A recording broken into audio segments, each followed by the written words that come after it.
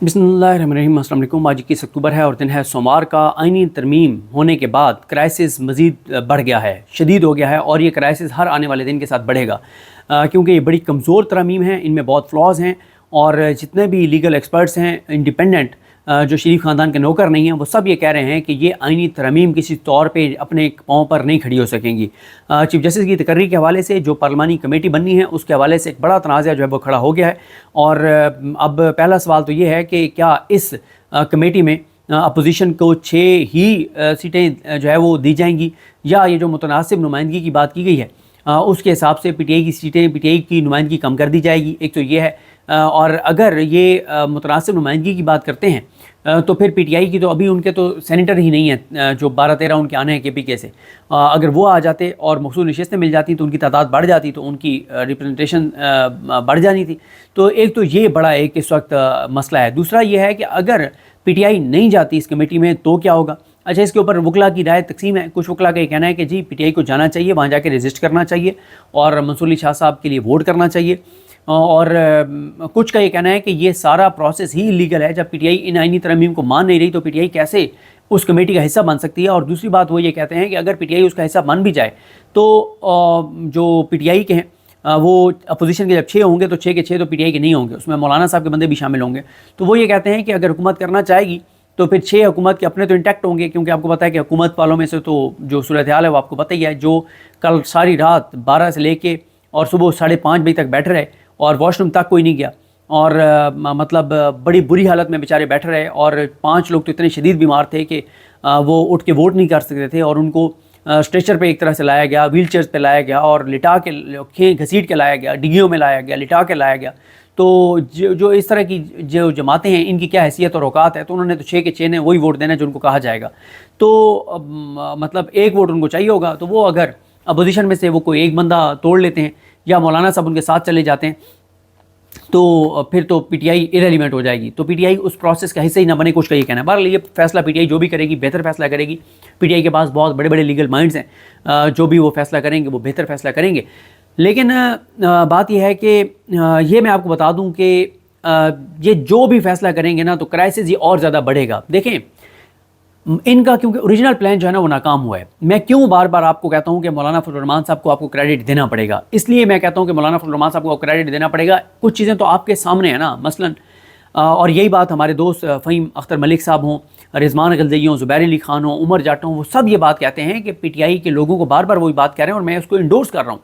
कि मौलाना साहब के क्रेडिट क्या हैं। पहला मौलाना साहब का क्रेडिट यह है कि घटिया, नीच, गलीज़ और मकरूह शख्स से पाकिस्तान की जान छुड़वाई है, जिसके बस अब 72 घंटे रह गए। दूसरा मौलाना साहब का क्रेडिट है कि मिलिट्री कोर्ट्स उन्होंने रुकवा दिए। तीसरा मौलाना साहब का क्रेडिट यह है कि मौलाना साहब ने जजेस की ट्रांसफ़र पोस्टिंग और ये सारी आईनी अदालत, ये चीज़ें मौलाना साहब ने रुकवाई हैं। मौलाना साहब को क्रेडिट देना पड़ेगा। और मैं आपको बताऊँ, एक जो मौलाना साहब को क्रेडिट की कोई बात नहीं कर रहा, वो क्रेडिट यह है कि ओरिजिनल प्लान ये था कि 14 या 15 सितंबर को आइनी तरमीम करवाई जाएंगी और उसके बाद अपने किसी टाउट के ज़रिए हुकूमत जो है वो इन आइनी तरमीम को काजी के पास चैलेंज करवाएगी और काजी इसके ऊपर फैसला दे देगा और कहेगा कि जी ये आइनी तरमीम के ऊपर सुप्रीम कोर्ट कुछ नहीं कर सकती। जो आइनी अदालत बनेगी वही सुनेगी और आइनी अदालत जो है वो फिर उधर भी काजी खुद आके सुनता। तो इस तरह से उन आइनी तरमीम का ये रास्ता बंद हो जाता कि वो सुप्रीम कोर्ट में चैलेंज हो सके, वहाँ पे बात हो सके। तो मौलाना का सबसे बड़ा क्रेडिट यह है कि वो मामलात को 14-15 सितंबर से ले आए 20 अक्टूबर तक। अब क्योंकि टाइम 2-3 दिन रह गए हैं और 2-3 दिन बाद ही अब इसको चैलेंज किया जाएगा, तो काजी जो है वो उस वक्त तक जा चुका होगा। और हाँ, यहाँ पे ये बात बताऊँ, जो बड़े इस वक्त ना, मैं आपको तो इतने फ्लॉज हैं इन तरमीम में। मसलन मैं अभी दोबारा मैंने कॉल करके पूछा उनसे, बैरिस्टर साद रसूल साहब से भी पूछा, फैसल चौधरी साहब से भी पूछा, दोनों से मैंने पूछा। मैंने कहा ये बताएं कि क्या आगे ये मैकेनिज़्म है इस जो मुसवदा है इसमें कि अगर ये जो कमेटी है इसमें से 2/3 के साथ फैसला नहीं होता तो फिर क्या होगा। इस पर खामोश है ये आइनी तरमीम, कोई पता नहीं है कि अगर 2/3 सीरियस से फैसला नहीं होता तो फिर क्या होगा। मसलन मैं मिसाल दे रहा हूँ आपको कि पीपल्स पार्टी कह देती है कि मंसूर अली शाह, मिसाल दे रहा हूँ, वैसे मुमकिन बिल्कुल नहीं है। नून लीग और पीपल्स पार्टी को एक दूसरे से बढ़ के गुलाम और नौकर हैं और लेटे हुए हैं। मतलब इनकी हैसियत और औकात ही नहीं है कि सर भी उठा के देख सकें। इनको जो नाम लिखे, इनको खुद नहीं पता होगा कि कौन सा नाम देना है। ये उसी तरह से होगा जैसे निगरान हुकूमत के शहबाज शरीफ ने फैसला किया था, निगरान वज़ीर आज़म का। तो ये जब वहाँ पे जा रहे होंगे कमेटी में, तो کمیٹی میں جو آخری بندہ داخل ہو رہا ہوگا نا، اس کی جیب میں ایک بندہ ماسک لگا کے آئے گا اور وہ اس کی جیب میں پرچی ڈالے گا، اور وہ پرچی جب یہ کھولیں گے اس کے اوپر جو نام ہوگا یہ کہیں گے جی ہمارا یہ نام ہے۔ ان کی حیثیت اور اوقات اتنی ہے، سے زیادہ ان کی حیثیت اور اوقات نہیں ہے۔ لیکن ہم فرض کر رہے ہیں کہ پیپلز پارٹی کہہ دیتی ہے منصور علی شاہ، نون لیگ کہہ دیتی ہے یحییٰ آفریدی، اور نہیں یہ تو نہیں کہیں گی، یہ الگ الگ مطلب یہ ہوں گی، اور پی ٹی آئی کسی تیسرے نام پہ چلی جاتی ہے، اور پی ٹی آئی کہتی ہے مثال کے طور پہ منیب اختر، جو کہ پی ٹی آئی نے کہنا نہیں ہے، وہ کہیں گے کہ منصور علی شاہ، ٹھیک ہے۔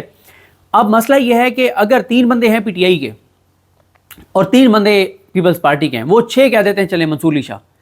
تو 7 تو پھر بھی پورے نہیں ہو رہے، اور اس کے لیے 7 آپ کو نام چاہیے، تو اس کے اوپر خاموش ہے۔ اب دیکھیں اس کے اوپر سوال یہ ہے کہ ایک اور جو یہ واردات ڈالیں گے کہ یہ متناسب نمائندگی کی جو بات کر رہے ہیں، ہو سکتا ہے پی ٹی آئی کے ممبرز اس میں کم کر دیں۔ اگر یہ پی ٹی آئی کے بندے کم کر دیں گے تو پھر کیا ہوگا، پھر کیسے ہوگا؟ تو یہ ایک ایسا کرائسس ہے شدید، جس سے ہر آنے والے دن کے ساتھ معاملات گمبھیر ہوتے چلے جائیں گے۔ اگر آپ اس آئینی ترمیم کو دیکھیں تو اس کے مطابق تو کل رات 12 بجے تک، 22 اکتوبر کو رات 12 بجے تک انہوں نے فیصلہ کرنا ہے کہ کون چیف جسٹس پاکستان ہوگا۔ اور پھر یہ جو بات ہوتی ہے کہ مولانا فضل الرحمان صاحب نے ایک غیر اعلانی ان کی کمٹمنٹ ہے ان کے ساتھ حکومت کی کہ منصور علی شاہ صاحب ہی چیف جسٹس پاکستان بنیں گے، تو اگر تو یہ بات درست ہے تو میں پہلے مولانا صاحب کو 70% کریڈٹ دیتا ہوں کہ مولانا صاحب کا یہ کریڈٹ ہے، جو چیزیں میں نے آپ کو بتائی ہیں کہ انہوں نے نکلوائی ہیں اور اس معاملے کو 20 اکتوبر تک لے کے آئے ہیں۔ اگر منصور علی شاہ صاحب بیٹھ جاتے ہیں تو پھر میں مولانا صاحب کو 95% کریڈٹ دے دوں گا، 5% میری تنقید ہوگی مولانا صاحب پر، کیونکہ میں یہ سمجھتا ہوں کہ مولانا صاحب اگر ساتھ نہ ہوتے تو یہ آئینی ترمیم نہیں ہو سکتی تھی۔ یہاں پہ بھی میرے دوست فہیم اختر ملک صاحب کا بڑا شدید اختلاف ہے۔ فہیم اختر ملک صاحب کہتے ہیں کہ دیکھیں مولانا صاحب نہ بھی جاتے تو آئینی ترمیم وہ پہلا مسودہ ہو جاتا جو ملٹری کورٹس والا تھا، جو قاضی فائز عیسیٰ والا تھا۔ ان کا یہ کہنا ہے فہیم اختر کا، جس میں بڑا وزن ہے ان کی بات میں، کہ پی ٹی آئی کے 11 لوگ لوٹے ہو گئے تھے قومی اسمبلی میں، 11 کا تو ہمیں پتہ چلا ہے یا پارٹی کو پتہ چلا ہے، ہو سکتا ہے 2-3 اور بھی ہوں، تو 12 ان کو سیٹیں چاہیے تھی قومی اسمبلی میں۔ اٹس مین کہ قومی اسمبلی میں ان کے پاس تعداد پوری تھی، اور سینٹ میں بھی انہوں نے لوٹے بنائے ہوئے تھے، سینٹ میں بھی ان کے پاس تعداد پوری تھی، تو مولانا نہ بھی جاتے تو یعنی ترمیم ہو جاتی۔ میرا اس پہ کاؤنٹر آرگومنٹ فہیم صاحب کے ساتھ یہ تھا کہ ملک صاحب مولانا صاحب نہ جاتے تو اس حکومت کی اتنی اوقات نہیں تھی کہ یعنی ترمیم کرتے، اگر مولانا کا ان کو خوف ہوتا کہ مولانا جو ہے وہ ایجیٹیشن کر سکتے ہیں۔ پھر کچھ ہمارے دوستوں کا یہ بھی خیال ہے کہ مولانا کے اپنے 2 سینیٹر اور 2 ایم این اے ٹوٹ چکے تھے، اور مولانا نہ بھی جاتے تو مولانا کا ایک سیاسی بھرم ہے وہ ٹوٹ جاتا، کہ مولانا کے بندے جو ہیں وہ ٹوٹ گئے تھے۔ تو وہ کہتے ہیں مولانا کے بندے ٹوٹے ہوئے تھے، تو مولانا صاحب نے تو ایک اپنی ایک مطلب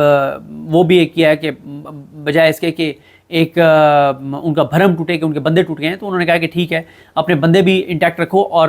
جو ایک اس کا زہر نکلوا سکتے ہو نکلواؤ، اور ان کا ساتھ دے دو۔ تو یہ ایک معاملہ ہے۔ اب بات یہ ہے کہ اگر انہوں نے منصور علی شاہ صاحب کو ہی بنانا تھا، تو منصور علی شاہ صاحب کو ہی بنانا تھا، تو اس سارے تردد کی ضرورت کیا ہے؟ تو پھر انہوں نے یہ سارا کچھ کیا کیوں؟ تو پھر ابھی دیکھیں نا ٹاؤٹس جو ہیں، ابھی دیکھیں نا کہ یہ انصار عباسی صاحب آپ کو پتہ ہی ہے کہ وہ کس طرح کی خبریں دیتے ہیں، کہاں کی خبریں دیتے ہیں، کس کی زبان وہ بولتے ہیں، تو ان کا بھی ان کی 2-3-4 دن پہلے کی خبر تھی کہ یحییٰ آفریدی بنیں گے چیف جسٹس پاکستان۔ اب یحییٰ آفریدی صاحب ایک کمزور جج ہیں، ایک ڈرپوک جج ہیں۔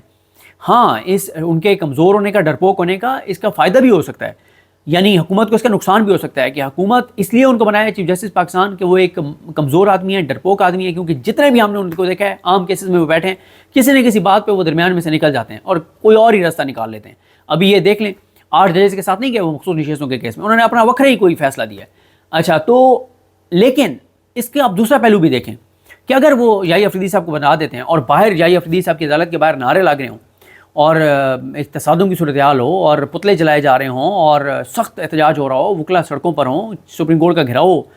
تو وہ تو ڈر جائیں گے، وہ تو پیچھے ہٹ جائیں گے۔ تو اس لیے یہ دونوں طرف سے ہو سکتا ہے۔ میں آپ کو بتاؤں، قاضی جیسا انسان نہیں ہے اس وقت سپریم کورٹ میں جو اتنا ننگا اور گندا ہو کے اور اس ڈٹائی کے ساتھ جو ہے یہ ساری چیزیں کر رہا ہوں۔ کوئی اور جج ایسا نہیں ہے جو نون لیگ کو یہ ساری سروسز پرووائڈ کر سکے، اور قاضی صاحب نے اکیلے نہیں سروسز پرووائڈ کی۔ یہ آپ آنے والے دنوں میں آپ کو کچھ چیزیں بتائیں گی کہ ان کے ساتھ اور کون کون تھا ان کے فیملی ممبرز میں سے جو یہ سروسز پرووائڈ کر رہے تھے، اور وہ ججز کو کون ان کی فیملی سے جا کے مل رہا تھا عمران خان کے کیسز کے لیے اور کیا کر رہا تھا۔ یہ ساری تفصیلات جو ہیں وہ آئیں گی۔ اچھا، تو اس لیے اب کل تک انہوں نے فیصلہ کرنا ہے۔ اس وقت تک یہ ہے کہ نام انہوں نے اسپیکر نے خط لکھ دیے ہوئے، اور نام جو ہے وہ اب سجیسٹ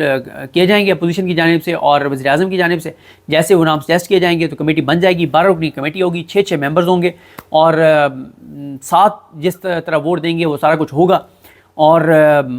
دوبارہ یہ کہوں گا کہ اگر تو مولانا کے ساتھ کمٹمنٹ حکومت کی تھی اور بن جاتے منصور علی شاہ صاحب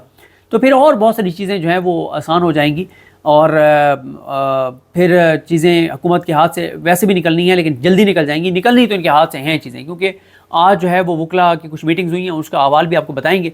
پی ٹی آئی کی بھی کچھ میٹنگز چل رہی ہیں، پی ٹی آئی کی بھی کچھ پریس کانفرنسز ہوئی ہیں، اس پہ آپ کو بتائیں گے کہ چیزیں کس طرف جاتی ہیں۔ لیکن کرائسس اور کرائسس، اب پہلی بات یہ ہے کہ یہ ویسے تو آئینی ترمیمی ایک طرح کی غلط ہے نا بالکل، کیونکہ ان کے پاس تو مینڈیٹ ہی نہیں تھا، یہ فارم 47 والے ہیں، اور پھر نامکمل پارلیمنٹ ہے، ابھی مخصوص نشستیں نہیں ملی، سینٹ میں کے پی کے کی نمائندگی نہیں ہے، یہ ساری چیزیں ہیں، تو کرائسس ہی کرائسس ہے، اور ان کو سکھ چین نہیں آئے گا، ان کو سانس لینے کی فرصت نہیں ملے گی، اور ان کے لیے کرائسس شدید ہوتا چلا جائے گا، یہ جو بھی فیصلہ کریں گے ان کے گلے پڑے گا، جس چیز کی بنیاد ہی نیگیٹو ہو، جس چیز کی بنیاد ہی غلط ہو، وہ چیز نہیں چل سکتی۔ اور مجھے آپ بتائیں، آپ ذرا ایز اے پاکستانی بیٹھ کے سوچیں کہ کیا آپ کو ہو سکتا ہے سننے والا نون لیگ کا حامی بھی ہو سکتا ہے، اگر آپ نون لیگ کے بھی حامی ہیں، دل پہ ہاتھ رکھ کے بتائیں کیا یہ آئینی ترمیم پاکستان کے لیے ہوئی ہیں؟ یہ پاکستان کے لوگوں کے لیے ہوئی ہیں؟ نہیں ہوئی نا، اللہ کو حاضر ناظر جان کے بتائیں یہ پاکستان کے لیے ہوئی ہیں، پاکستان کے لوگوں کے لیے ہوئی ہیں؟ مطلب پورے پاکستان کو پتہ ہے کہ کیوں ہوئی ہیں، اور رات تقریریں یہ ایسے کرتے رہیں جیسے ملک کے لیے اور عوام کے لیے، اور عوام کے لیے دن دہاڑے ترمیم کرتے آپ دن دہاڑے آپ کی گیلریز فل ہوتی، آپ پبلک کو انوائٹ کرتے کہ پورے پاکستان سے جو آنا چاہتا ہے، باہر ہم اسکرینیں لگائیں گے، باہر ہیں، پارلیمنٹ کے اندر آئیں، یہ تاریخی موقع ہے کہ ہم پاکستان کے لیے سارا کچھ کرنا جا رہے ہیں، تو پورا ملک آپ کے ساتھ کھڑا ہوتا، لیکن نہیں، سب کو پتہ ہے کہ کس کے لیے یہ ترمیم لا رہے ہیں۔ اور پھر آپ دیکھیں نا کہ ابھی آج ایک خبر آئی ہے، علی ملک ان کے رپورٹر ہیں ایئر وائی کے، اکانومی کو کور کرتے ہیں، ان کی میں خبر دیکھ رہا تھا کہ چینی ایکسپورٹ کی اجازت دے دیا کابینہ نے آج۔ مجھے لگتا ہے کہ یہ آئینی ترمیم کے نتائج ہیں۔ اچھا، یہ ہوتا کیا ہے کہ آپ کو میں بتا دوں کہ جب بھی اس طرح سے لوٹوں کو پیسے دلوانے ہونا، تو وہ لوٹوں کو پیسے کس طرح سے دلوائے جاتے ہیں، وہ مافیاز کو کہا جاتا ہے، جن کو مافیاز کو کہا جاتا ہے، مثال کے طور پہ شوگر مافیا کو کہا کہ تم اتنے ارب دے دو، پراپرٹی ٹائکونز کو کہا تم اتنے کروڑ ارب دے دو، ڈرگ مافیا کو کہا تم فلانے کو اتنے پیسے دے دو، اور کسی کو کہہ دیا اسمگلر کو تم اتنے پیسے دے دو۔ پھر ان کو نا نوازا کیسے جاتا ہے؟ مثلا شوگر مافیا نے اگر 2 سینیٹرز کو یا 2 ایم این ایز کو پیسے دیے تھے، اور مثال کے طور پہ دیے تھے، مثال کے طور پہ 1 ارب روپے دیا تھا، تو وہ انہیں کہیں گے کہ آپ کو اب ہم یہ چینی ایکسپورٹ کی اجازت دے رہے ہیں، اس سے آپ چینی ایکسپورٹ سے بھی پیسہ کمائیں، اور آپ جو ہے نا یہ جو ابھی مارکیٹ میں جب قلت ہوگی چینی کی اور چینی مہنگی ہوگی تو ادھر سے بھی آپ کمائیں۔ تو 1 ارب آپ نے انویسٹ کیا، 3 ارب آپ نکال لیں عوام کی جیب سے، ایکسپورٹ کر کے بھی اور مقامی طور پہ چینی مہنگی کر کے بھی، تم ڈن، اوکے۔ اچھا، اب آ جاؤ جی، یہ جو پراپرٹی والا جو مافیا ہے، جو قبضہ مافیا ہے، اچھا تم بتاؤ، وہ کہتا ہے جی میرا وہ فلانی عدالت میں جو آپ کا بندہ بیٹھا ہے چیف جسٹس، تو وہاں پہ میرا کیس ہے اور یہ میں نے سٹے لینا ہے، یہ بڑا کام خراب ہوا ہے، قبضہ کیا ہوا ہے اور سٹے لیا ہوا ہے، ٹھیک ہے، اس کو کہا یار اس کو سٹے دے دو، ادھر سے سٹے کروایا، تو وہ جی سٹے اتنے 100 کنال کے اوپر یا ایکڑ کے اوپر سٹے ہو گیا، اور اس سٹے کی وجہ سے وہ ایک دم 5 سے 7 ارب روپے کما لے گا، یا اس کو این او سی دلوا دیا جائے گا جس سے وہ 30-40 ارب روپے کما لے گا، اتنی اس کی سوسائٹی جو ہے وہ اوپر چلی جائے گی، اور کسی کو این او سی دلوا دیں گے، کسی کو کوئی اور جو بھی اس کا ہے وہ کروا دیں گے، سمگلر ہے اس کو کہہ دیں گے کہ ٹھیک ہے تم اتنی چیزیں یہ سمگل ادھر ادھر کر لو، اتنے تم ڈرگ مافیا ہے اس کے کوئی کیسز شیسز ہیں وہ سیٹل، مطلب اس طرح سے پھر یہ چیزیں کی جاتی ہیں۔ تو یہ مجھے لگتا ہے جو شوگر مافیا کو آج چینی ایکسپورٹ کی اجازت دی گئی ہے،